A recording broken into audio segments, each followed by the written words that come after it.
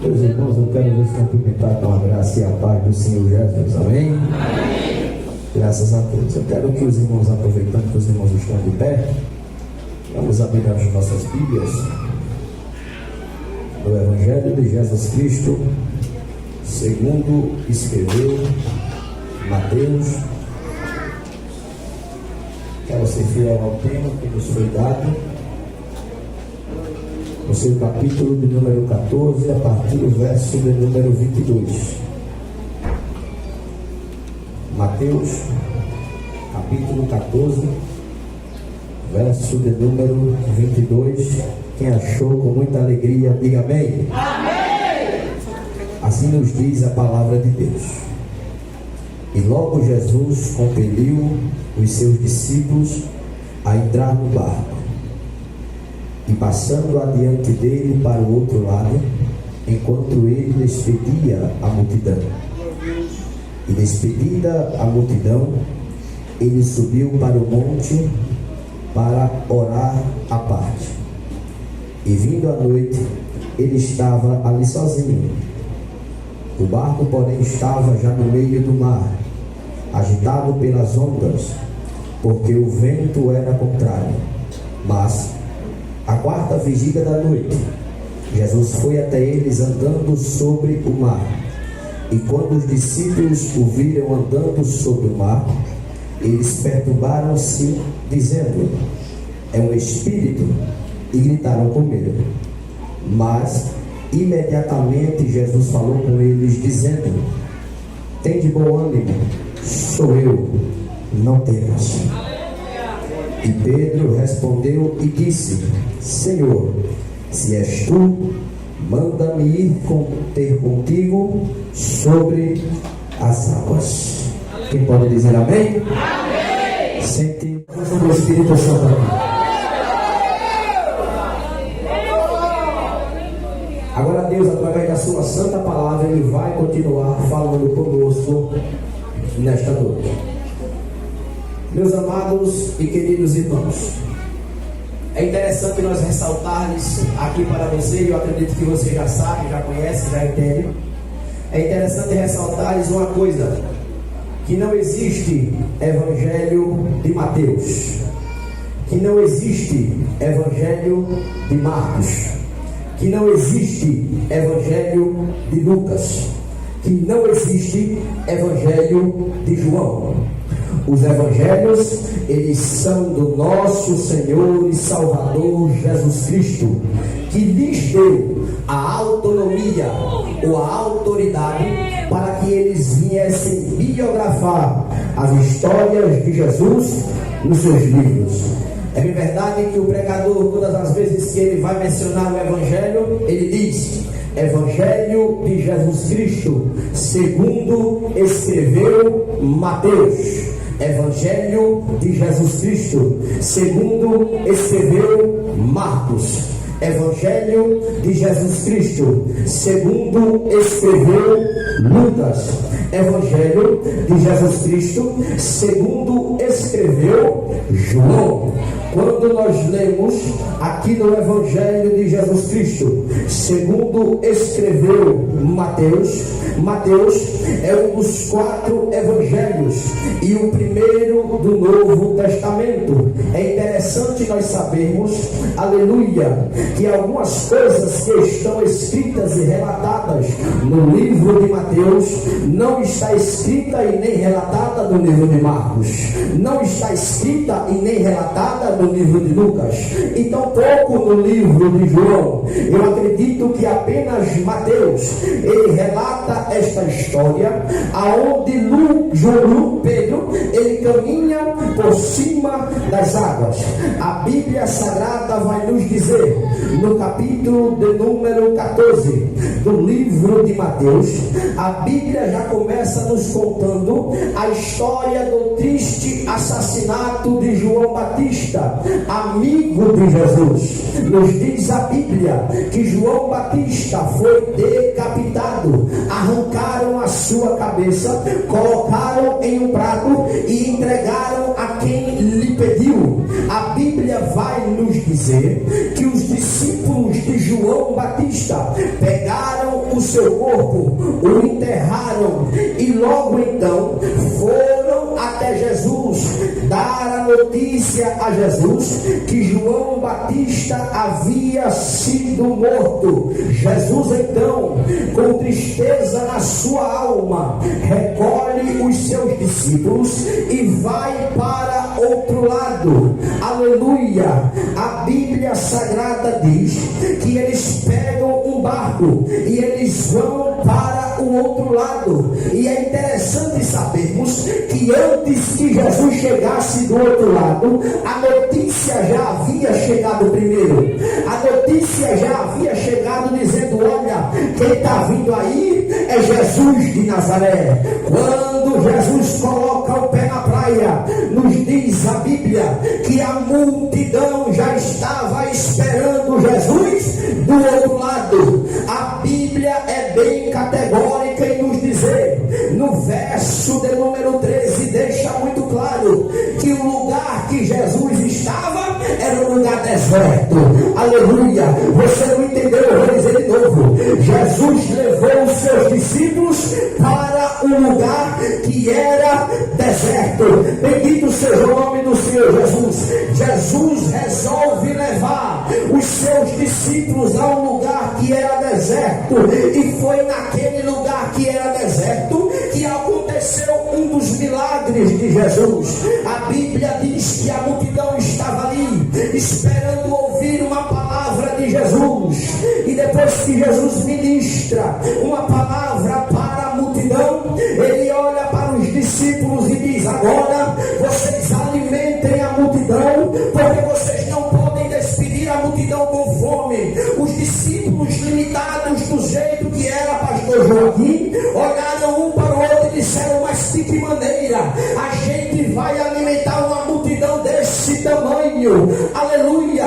Nos diz a Bíblia Sagrada que os discípulos receberam, aleluia, 5 pães e 2 peixinhos, e com a sua limitação acharam que não seria capaz de alimentar aquela multidão. Mas eu quero te dizer uma coisa nesta noite: Jesus, ele é especialista em operar milagres em meio ao deserto. Jesus, ele é especialista em operar milagres em meio aos desertos. E eu quero abrir um parênteses aqui, eu quero começar a testificar essa palavra, irmão. Eu quero desse jeito. Eu quero te dizer uma coisa nesta noite: eu não sei que tipo de deserto você está enfrentando, eu não sei que tipo de dificuldade que você está enfrentando, mas vai ser no deserto que Jesus vai operar um milagre dentro da tua casa. Vai ser no deserto que ele vai fazer o impossível. Só que acredita nisso, levanta a mão, levanta a mão, levanta a mão.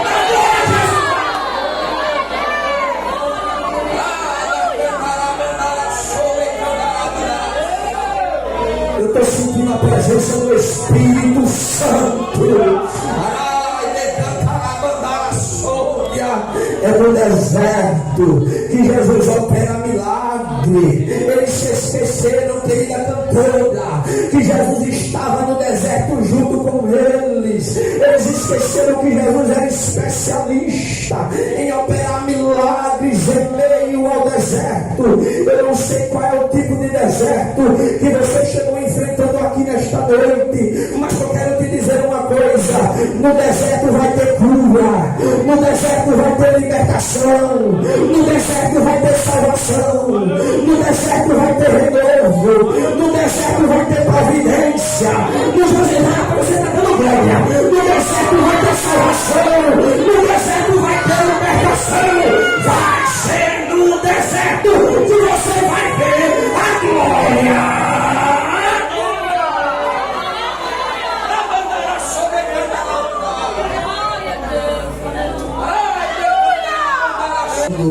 Aleluia! Irmãos, entenda comigo. Jesus acabava de receber uma notícia notícia triste, uma notícia que lhe deixou triste, uma notícia que o abalou. Que notícia foi essa? O seu amigo havia sido morto, aleluia. Mas a Bíblia diz, no verso de número 14, que quando ele olhou e viu a multidão, o seu coração se encheu de compaixão, e a Bíblia diz que ele curou a todo mundo. Não foi uma metade, não foi só um pouquinho. Iracema, a Bíblia diz que Jesus curou a todos. E Jesus curou a todos os seres enfermos. Já tem gente que entendeu ali. Decantar a sério. Aqui nós aprendemos algo lindo com Jesus. Muitas das vezes nós recebemos notícias desagradáveis. Muitas das vezes nós recebemos notícias que nos deixam tristes. Quem sabe você chegou aqui esta noite, mas já recebeu uma notícia na sua casa, uma notícia que te deixou triste, uma notícia que te deixou abalada, uma notícia que te deixou desanimada. E dependendo da notícia, a gente fica tão triste, tão abalada, que a gente muitas das vezes pensamos em desistir e dizer: mas o que é que está acontecendo na minha vida? Que notícia é essa? Mas eu quero te dizer uma coisa: em meio a este pensamento de parar, em meio a esta notícia ruim que você recebeu, eu quero te dizer que Jesus te trouxe aqui nesta noite, e assim como ele curou a todos naquele lugar, nesta noite o Espírito Santo tem bálsamo para a tua alma. O Espírito Santo tem bálsamo para a tua alma. Você não vai sair daqui da mesma maneira que você chegou. Vai recebendo bálsamo, recebendo bálsamo, vai recebendo bálsamo.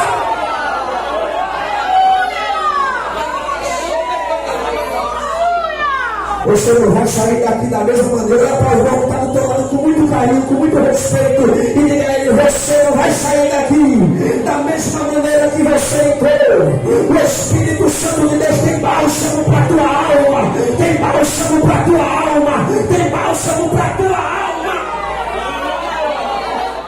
Estudar, porque quando a gente não sabe, a gente tem que procurar aprender o que significa a palavra compelir. Aí eu fui pesquisar e eu entendi que a palavra compelir significa obrigar. Aleluia! Aí foi que a minha mente bugou mais uma vez, e eu comecei a me perguntar: por que Jesus obrigou os seus discípulos a entrar dentro do barco? Ele poderia pedir, ele poderia mandar, ele poderia dizer: discípulos, olha, entrem dentro do barco, mas não. A Bíblia diz que Jesus os obrigou a entrar dentro do barco. Aí eu fui entender as características de um discípulo, e em meio a muitas características, eu entendi duas. A primeira característica é que o discípulo quer ser o mais parecido do seu mestre. O discípulo, ele quer ser o mais parecido do seu Senhor.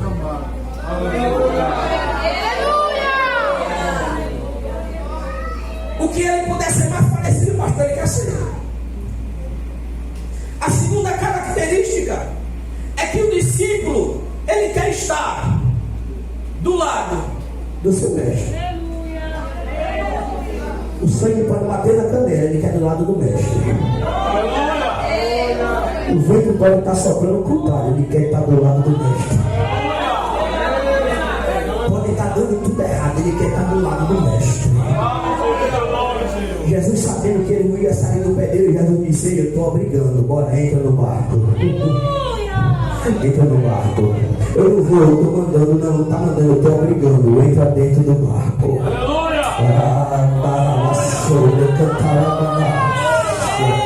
Aleluia. Se Jesus tivesse pedido, eles não tinham entrado. Se Jesus tivesse mandado, eles não tinham entrado. Jesus obrigaram eles a entrar dentro do barco.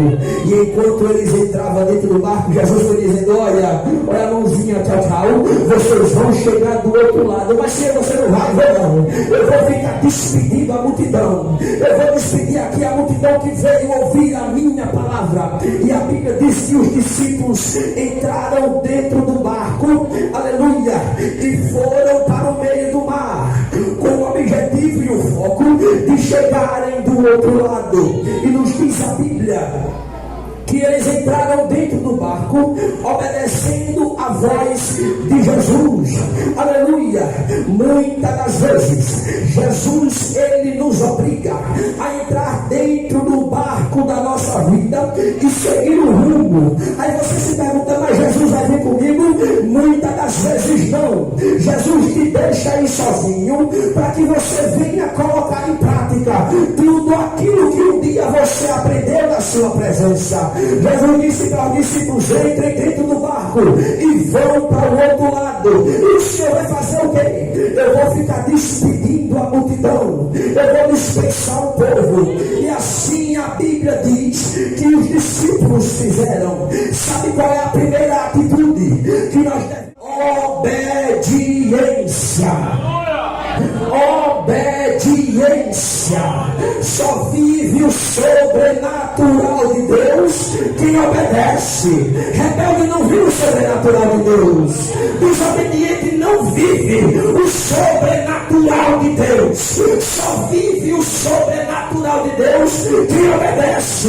Quem obedece a liderança, quem obedece a coordenadora, quem obedece o coordenador, quem obedece o pastor, quem honra pai e mãe. Só vive o sobrenatural de Deus quem obedece. E muitas das vezes, por causa da nossa obediência a Deus, nós nos encontramos, pastor, no meio do mar, sozinhos, desesperados, porque muitas das vezes a obediência a Deus, ela nos leva a lugares indesejados. Muitas das vezes a obediência a Deus, ela nos leva para o meio do mar, para o deserto, para uma vida de dor, uma vida de angústia, uma vida de sofrimento, uma vida de luta. Mas não se preocupa, não, calma. Jesus está te vendo, Jesus está te vendo, Jesus está te olhando em você. Não é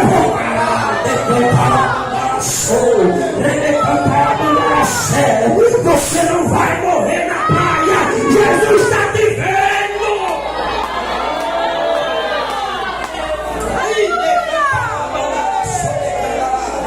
Só quem acredita nesta palavra, levanta a mão, levanta a mão, levanta a mão para a glória. Jesus está te vendo, Jesus está te vendo, Jesus está te vendo. Você não vai morrer no meio do mar, você não vai morrer no meio do deserto. Eu creio, Jesus está vendo, Jesus está vendo, Jesus está te vendo, Jesus está te contemplando.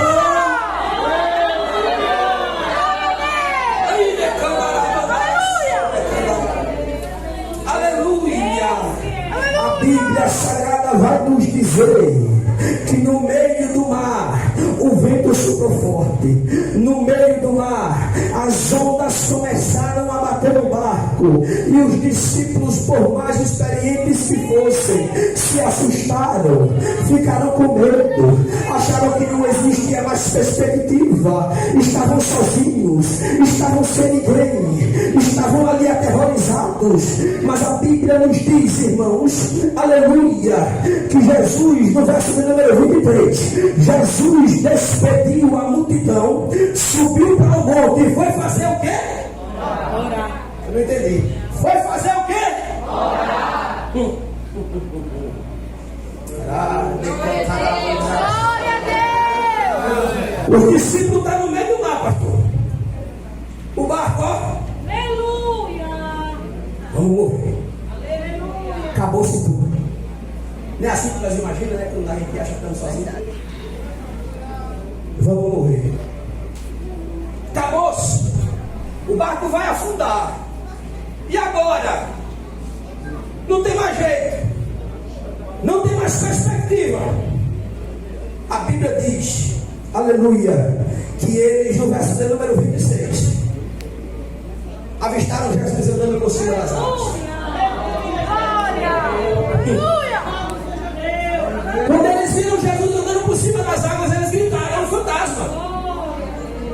Eu, na minha conjectura, eles correram para o fundo do barco. Jesus, lá do outro lado, disse: ei, não temas.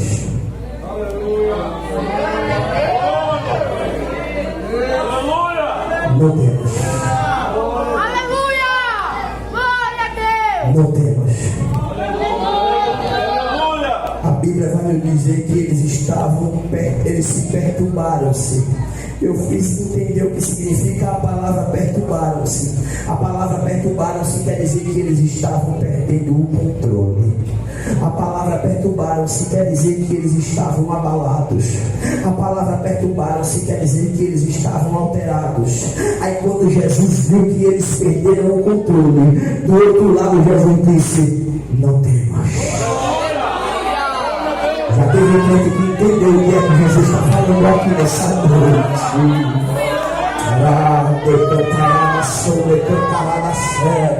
Eu não sei qual é a situação que você está enfrentando. Quem sabe você está perdendo o controle da situação. E quem sabe você está abalado por conta de problemas que se levantaram dentro de casa, abalado e abalada por conta de situações que aconteceram na tua vida.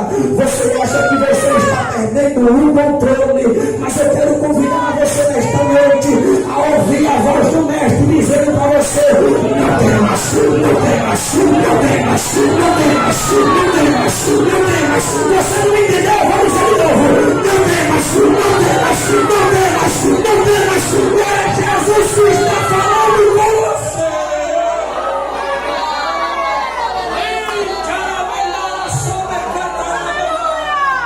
O meu corpo está todo arrepiado aqui neste altar. Jesus está aqui, Jesus está aqui, Jesus está aqui, Jesus está aqui. E Ele está dizendo: não se preocupa, não, eu estou no negócio. Não se preocupa, não, eu estou no negócio. Eu estou agindo dentro da tua casa. Eu estou agindo dentro da tua família. Eu vou trazer o teu marido para a igreja. Eu vou trazer o teu filho. Não tema.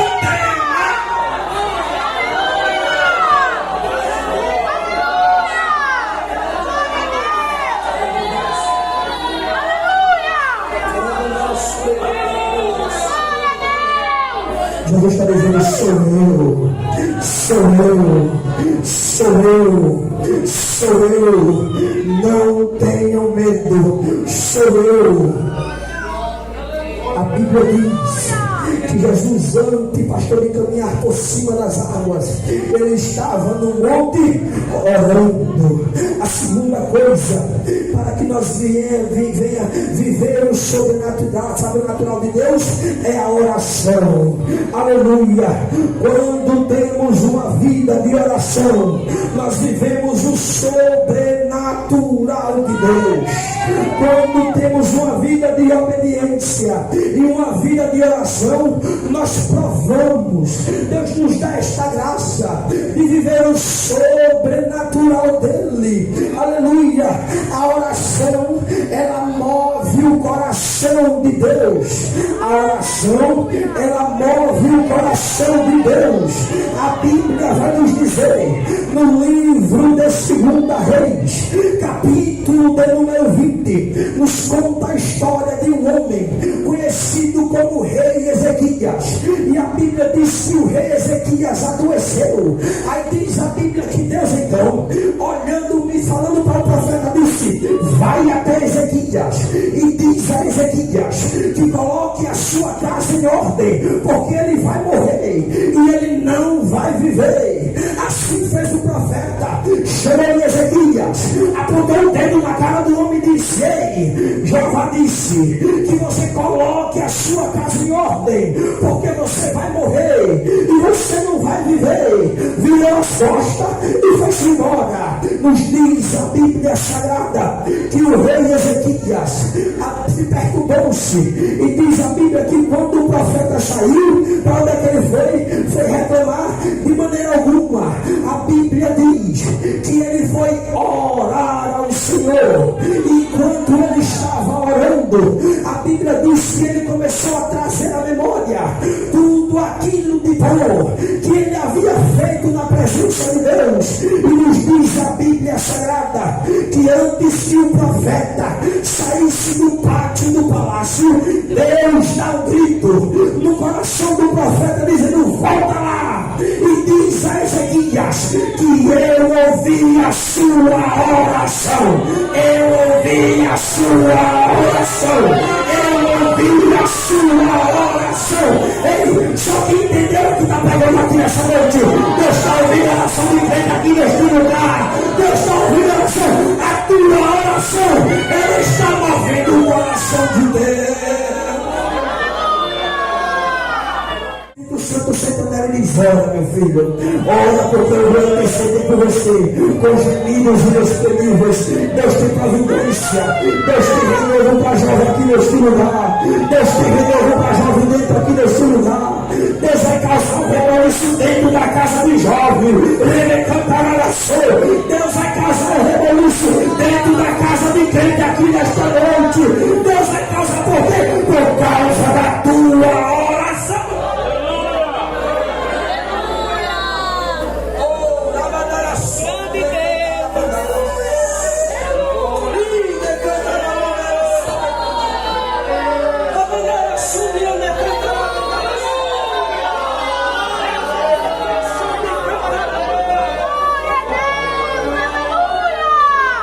A tua oração está subindo, a tua oração está subindo, a tua oração está subindo, a tua oração está subindo.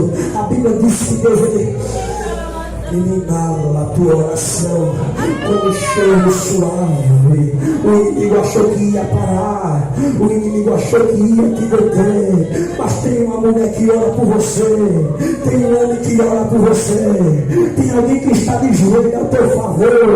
O inimigo não te para, o inimigo não te pega, o inimigo não te derruba, porque Deus está ouvindo a tua oração. Sabe por que o inimigo ainda não cessou a vida dos teus? É por causa do teu joelho. Sabe por que o inimigo ainda não cessou a vida dos teus? É porque você está orando, está orando, está orando, está orando, está orando, e Deus está cuidando, Deus está cuidando, Deus está cuidando, Deus está.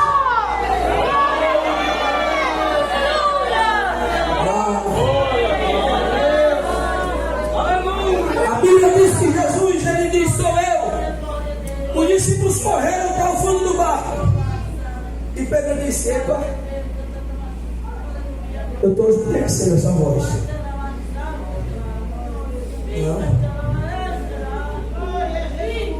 Não, eu estou conhecendo essa voz. Eu imagino, irmão, os discípulos lá agora.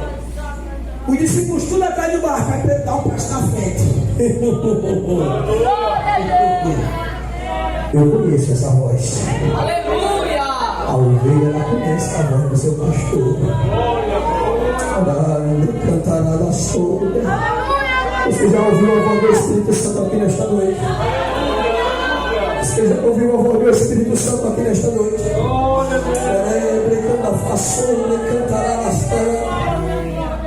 O Espírito Santo está aqui nesta noite falando contigo. Aleluia. Pedro disse: eu conheço a voz. Não é voz de fantasma. Aleluia. Os discípulos já haviam ouvido a voz de Jesus tantas vezes, mas no momento da dificuldade, no momento da luta, no momento que a tempestade se levantou, eles se esqueceram. Mas Pedro não. Pedro disse: eu conheço essa voz, eu entendo essa voz. Ei, no meio da tempestade, Jesus vai fazer você ouvir a voz dele. No meio da tempestade, Jesus vai fazer você entender a sua voz. Levanta a mão, levanta a mão, levanta a mão, levanta a mão. Vai ser no meio da luta que você vai ouvir a voz de Deus, que você vai ser renovado através do poder da voz do Espírito Santo. Só que acredita nessa palavra, vai recebendo, vai recebendo, vai recebendo, vai recebendo, e deixa o Espírito Santo de Deus te tocar. A voz, Pedro conheceu a voz, e nos Nos diz a Bíblia que depois que Pedro ouviu a voz, ele ficou confiante. Nos diz a Bíblia, eu já vou morrer porque eu já vou terminar, que quando Pedro ouviu a voz, ele ficou confiante. E a Bíblia Sagrada vai nos dizer que ele disse: ei, se és tu, Senhor, manda-me ir eu ir ter contigo sobre as águas. E aí ele disse: tu quer vir? Ele disse: eu quero. Aleluia. E nos diz a Bíblia que ele disse: eu vou. A Jesus disse: eu venho, então vem. Nos diz a Bíblia que Pedro, então, tomando uma atitude, tomando o que, irmãos? Uma atitude diferente das dos discípulos, colocou o pé na água, o pé firmou, aleluia, colocou o outro, o pé firmou também. Ele cantará, sobre cantará. Sabe qual é a coisa? E a terceira coisa que devemos ter para viver o sobrenatural de Deus é tomarmos uma atitude entre todos os discípulos que estavam ali. Somente Pedro tomou uma atitude para poder caminhar por cima das águas. Bendito seja o nome do Senhor Jesus. Quer ver na Bíblia? Quem tomou a atitude? A mulher do fluxo de sangue ouviu falar de Jesus e disse: eu vou me levantar, vou romper a multidão, eu não quero nem saber se vão me ver, se vão me bater, se vão me apedrejar, eu vou tocar na orla do vestido dele, eu vou tocar na orla do vestido dele. E nos diz a Bíblia que ela rompendo a multidão, tocou na orla do vestido e a sua hemorragia se estancou. Tem que tomar atitude. A Bíblia diz que Jesus ia adentrar dentro da cidade de Jericó, mas o cego não via, mas ele ouvia. E ele ouviu dizer que Jesus ia passar ali. O que foi que ele fez? Ele gritou, tomou atitude: Jesus, filho de Davi, tenha misericórdia de mim. Quando o cego gritou, três coisas aconteceram com Jesus. Primeiro, Jesus parou. Segundo, Jesus olhou para ele. Terceiro, Jesus mandou chamar. Através da tua atitude, Jesus está parando. Aleluia! Os olhos dele estão sobre você. E ele te trouxe aqui porque você não vai sair daqui do mesmo jeito que você chegou. Tem resposta.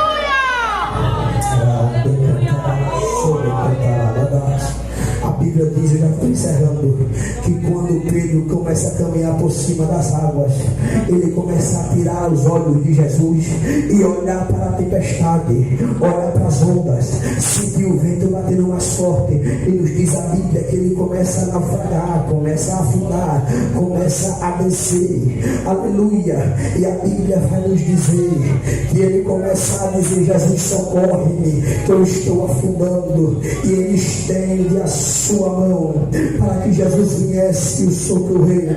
Deixa eu te dizer uma coisa nesta noite. Um dia eu estava no lamaçal do pecado, afundado nas drogas, afundado na cocaína, afundado na maconha, afundado na prostituição. Eu estava afundando no pecado. Ninguém queria saber de mim, ninguém dava nada por mim. Eu estava afundando no abismo, estava verdadeiramente no lamaçal do pecado. Mas um dia eu entendi que alguém se importava comigo. Levantei a minha mão, Jesus me resgatou do lamaçal do pecado, firmou os meus pés sobre uma rocha, e hoje nós estamos aqui no Ponta da Barra para a honra e a glória de Jesus.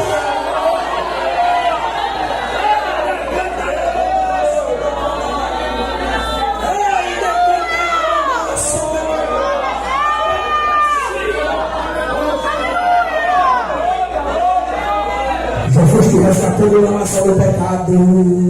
Jesus te resgatou onde ninguém nunca queria ter te resgatado. Mas Jesus foi lá e estendeu a mão para você. Fica de pé com a permissão do